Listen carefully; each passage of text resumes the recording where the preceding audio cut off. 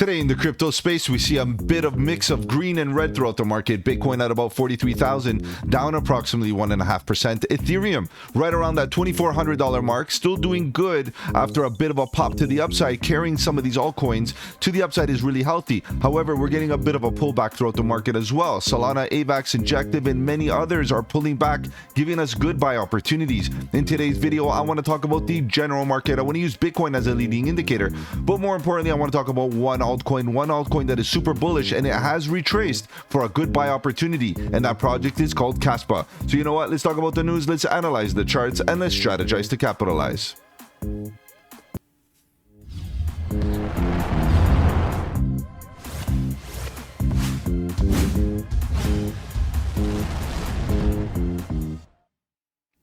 Welcome to the channel. My name is Mike, and let's get right into it, guys. If you're new to the channel, welcome. On the channel, we talk about cryptocurrency, Bitcoin, Ethereum, and all the altcoins, looking for opportunities, whether it be up or down, bearish or bullish, it doesn't matter. All we want to do is stay one step ahead of the market so that we can capitalize on any of the volatility. And if you appreciate that strategy, subscribe to the channel, click that bell so you don't miss out on any of my future videos, including the live streams at 7:30 Eastern, where we talk about crypto news and price action. Guys, if you have any projects you want me to cover here on the channel, feel free to let me know in the comment section below. You can hit me up on those socials. The links are in the description, but better yet, guys, join that Discord. The Discord is where it's at. Lots of good alpha, trade setups, fundamentals, and learning material. All right, guys, let's begin. Let's see what's going on here with the general market first. Then we'll look at Bitcoin to see what's going on there as a leading indicator, and then we'll jump right into the Kaspa chart to see if we do have an opportunity there with Kaspa. Kaspa has been a great gainer up until now.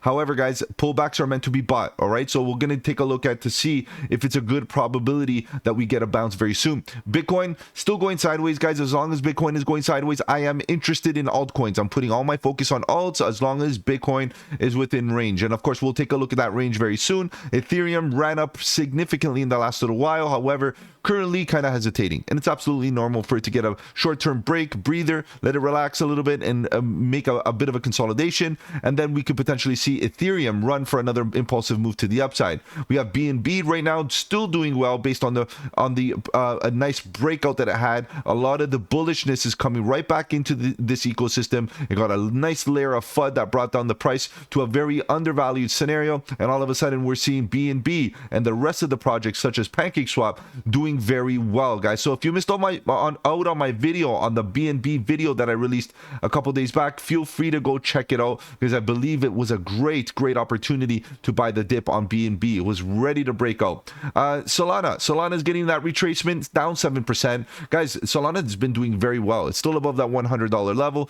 It could hold support at that 100 psychological level, and I'm hoping that it does, but right now the retracement is there. We've seen a pullback. Obviously those pullbacks are meant to be bought, but the question is it done pulling back? We kind of want to get an indication that Solana is done, and then we start scaling in once again. Of course, we can cover this one live. I'll definitely put it on the list, but I'll put your requests in top priority. So for now, I'm interested in Solana.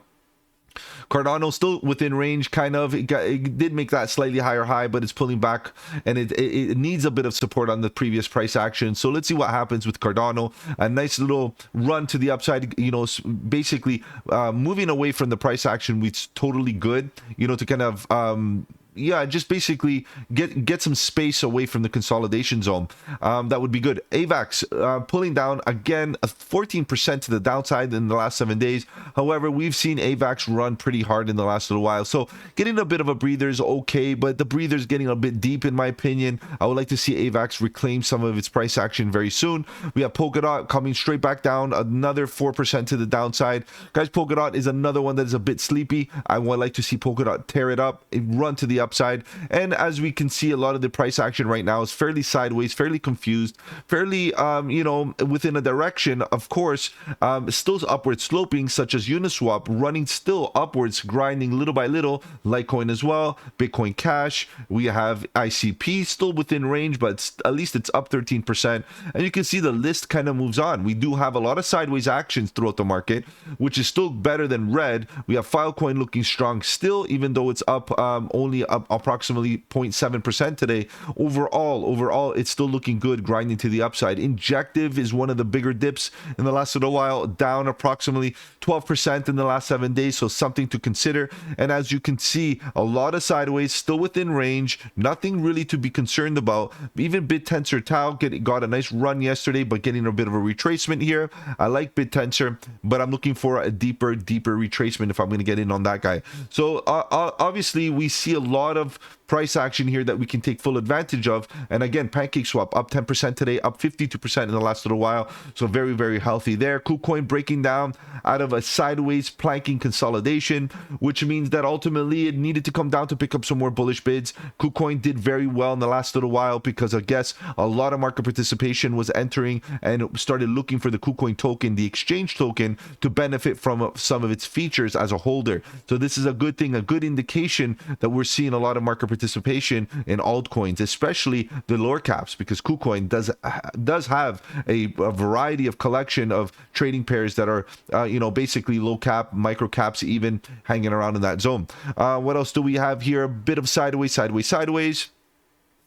A lot of sideways. XDC ran up pretty good and now getting a bit of a pullback in the last little while. We got Core AI. Core AI is up 48% in the last while, in the last 7 days, but taking a bit of a dip in the last 24. So ultimately, guys, the market is still okay. It's still okay. It's either sideways or still moving to the upside. And we got to understand, Bitcoin right now is dipping down just a little bit. So as Bitcoin dips down, we're going to expect that the market is also going to come down. And some of them are going to come down harder than others, given that they've ran up harder and there's no volume below to act as support. So that's something to consider. But ultimately, as long as Bitcoin's within range, guys, I'm expecting altcoins to run. All right, guys, let's take a look at some charts. I know you're here to talk about charts, so let's begin. Bitcoin is where it's at. Bitcoin right now is within this ascending triangle. Ascending triangles should be breaking out bullish eventually. As we get closer to the apex of this triangle, we should see it break out to the upside, but it's just about probability, right, guys? We could even get a rejection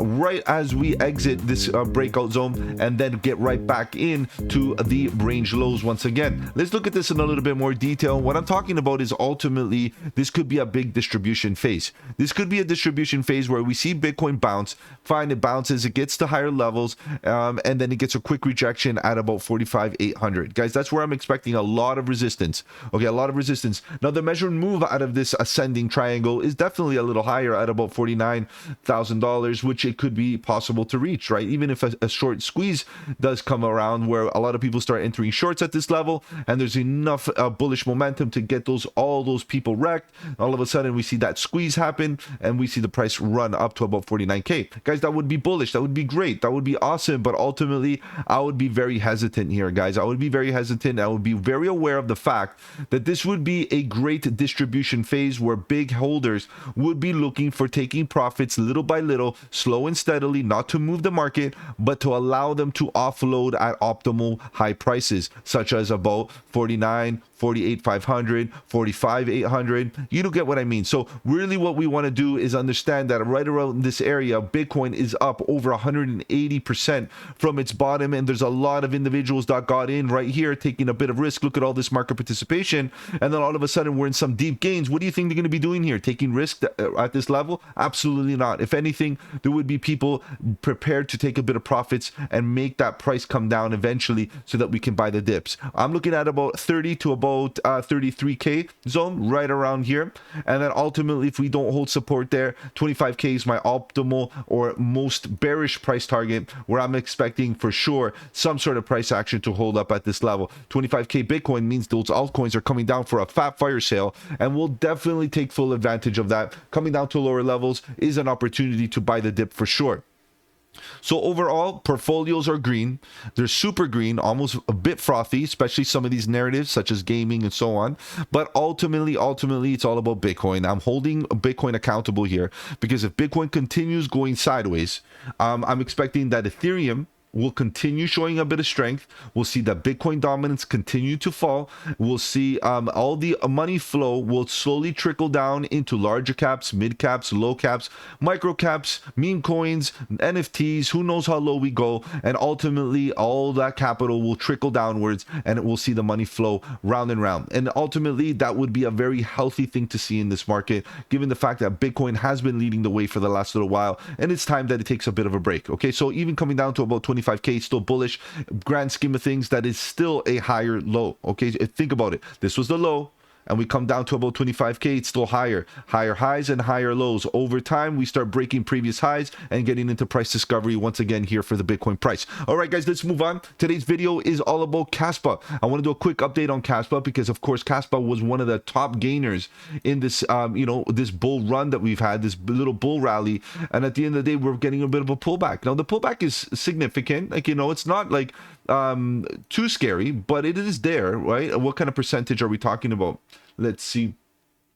From the top, more or less, to its current price, it's about 32% dip. Now, that's a significant one. 32% is 32%, which means that ultimately you can buy it on a slightly cheaper price. But the question is it done? Is it done dipping? Now, I'm going to show you the risk. The risk that we that we have right now, getting into a fresh long at the current moment, is the fact that Kaspa could come down to oversold conditions here on the RSI. You can see that the RSI currently is not oversold. We broke this bit of a trend, right? We've been climbing upwards. We even got a bit of reaction here to try to respect this trend.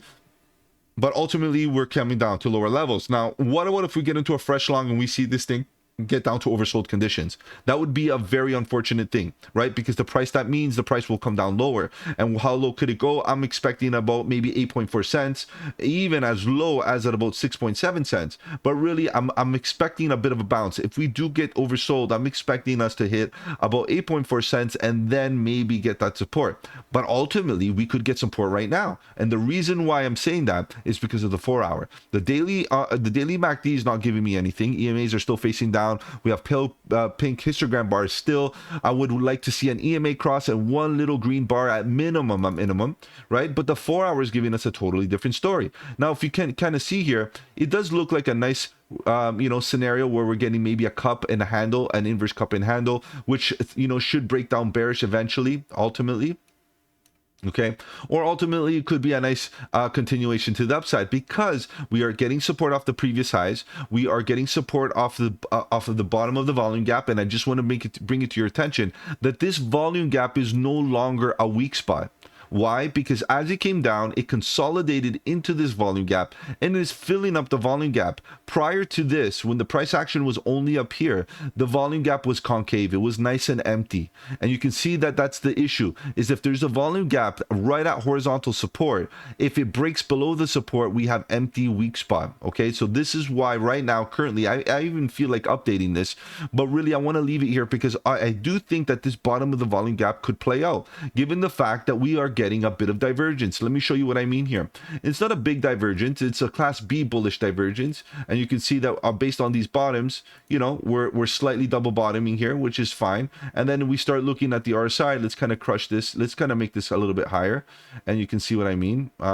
If you look at the exact price action, you can see that based on this bottom and this other bottom, you can see the price action is going sideways while the momentum is moving upwards. So that's class B bullish divergence at horizontal support, bottom of the volume gap, previous price action, and ultimately it would be nice to see this thing bounce out of this double bottom to the upside. Now that would be based on the 4-hour, not the daily. So what that really means is that ultimately, if we do get a bounce, it could be a dead cat bounce. It could be just a lower high, a confirmation high, a lower high that comes up to about 13 cents and gets rejected and comes right back down to range lows and start breaking down. And the only way I would expect that to happen is to see that the momentum gets overbought again. We'll wait for the 4-hour to get overbought, see how high we go. For all we know, we could even make a higher high and get into price discovery, and that would be epic. But just keep in mind to what is happening on the daily.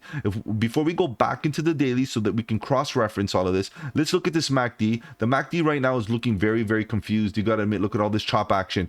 very, very confused, and it does look like over time the green histogram bars are getting bigger and bigger, and it does look like this MACD, the EMAs are looking to try to get into the bullish control zone. So could be looking for a short-term bounce here on the 4-hour based on all this analysis that we see here.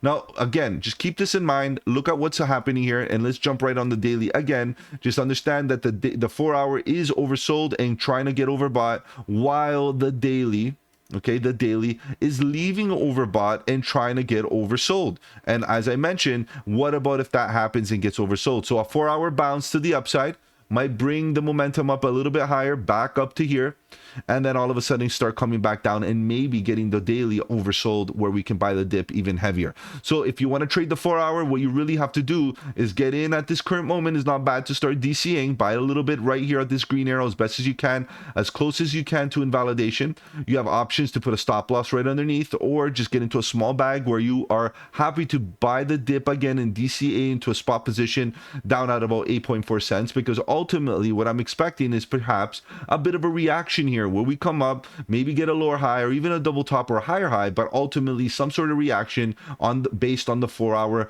momentum, based on the 4-hour bullish divergence, horizontal support. We get that to happen and then see how the daily pans out here. If in fact the daily is going to get oversold, be protective of those gains based on the 4-hour move, because at the end of the day, coming back down to those lower ranges means that you're going to give all your gains back to the market. Guys, if you found any value in this video, do the channel a huge favor, slap that like button. It does really help out with the algorithm. And of course, I'm going to be live tonight at 7:30 Eastern talking about crypto news and price action. If you have any projects you want me to cover, that is a great time and place to make those requests live, and I will put them in top priority. Take care, guys. Have a good one, and don't forget, buy the dip.